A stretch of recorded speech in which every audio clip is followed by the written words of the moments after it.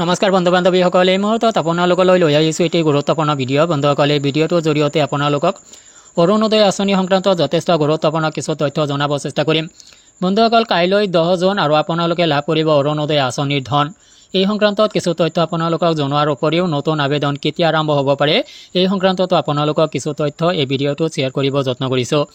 মূল ভিডিঅ'টোলৈ যোৱাৰ আগতে আপোনালোকলৈ সৰু এটি ৰিকুৱেষ্ট, এনেধৰণৰ ভিডিঅ'বোৰ নিতৌ পাবলৈ চেনেলটোলৈ নতুন ভৰি ৰাখিলে চেনেলটো ছাবস্ক্ৰাইব কৰি ল'ব।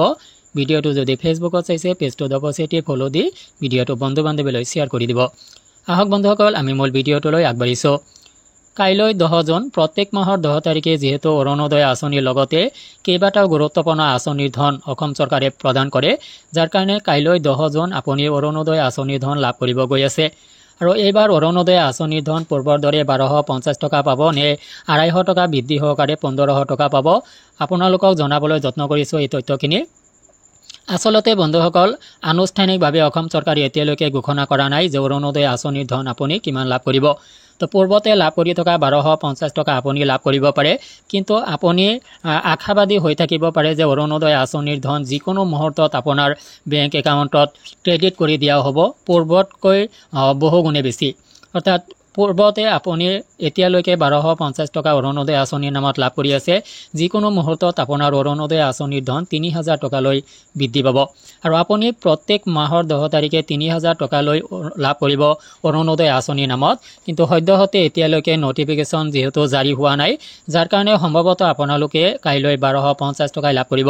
আৰু আপুনি কাইলৈ 1250 টকা লাভ কৰিলে নে কিমান লাভ কৰিলে অৰুণোদয় আঁচনিত, ধনখিনি আপোনাৰ বেংক একাউণ্টত ক্ৰেডিট হোৱাৰ পিছত ভিডিঅ' কমেণ্ট ছেশ্যনত আহি কমেণ্ট কৰি জনাব আপুনি কিমান টকা লাভ কৰিছে, 1250 টকা নে 1500 টকা। যিহেতু অৰুণোদয় আঁচনিৰ ধন কিছুদিন পিছে পিছে বৃদ্ধি পাই থাকে, পূৰ্বৰ 1000 টকাৰ পৰা 1250 টকা কৰা হৈছিলে, পুনৰবাৰ 1250 টকাৰ পৰা 1500 টকালৈ বৃদ্ধি কৰাটো অসম্ভৱ নহয়, চৰকাৰে কৰিও দিব পাৰে। যদি আপুনি 1500 টকা লাভ কৰিছে ভিডিঅ' কমেণ্ট ছেশ্যনত জনাব। তো এইখিনিতে আহক নতুন অৰুণোদয় 3.0 কেতিয়া আৰম্ভ হ'ব। তো বন্ধুসকল, অসমত খুব অচিৰে 3.0 অৰুণোদয়ৰ ভাৰ্চন আৰম্ভ হ'বলৈ গৈ আছে। আৰু এয়া খুব কম সময়ৰ ভিতৰত অসম চৰকাৰে আৰম্ভ কৰিব। আৰু যেতিয়াই এই অৰুণোদয় আঁচনিৰ তৃতীয়টো পৰ্যায় আৰম্ভ হ'ব, মই আপোনালোকক কথা দিছোঁ, প্ৰমিছ কৰিছোঁ, মই আপোনালোকক অতি শীঘ্ৰে জনাবলৈ যত্ন কৰিম। যেতিয়াই নটিফিকেশ্যন জাৰি কৰা হয় মই আপোনালোকক জনাবলৈ চেষ্টা কৰিম।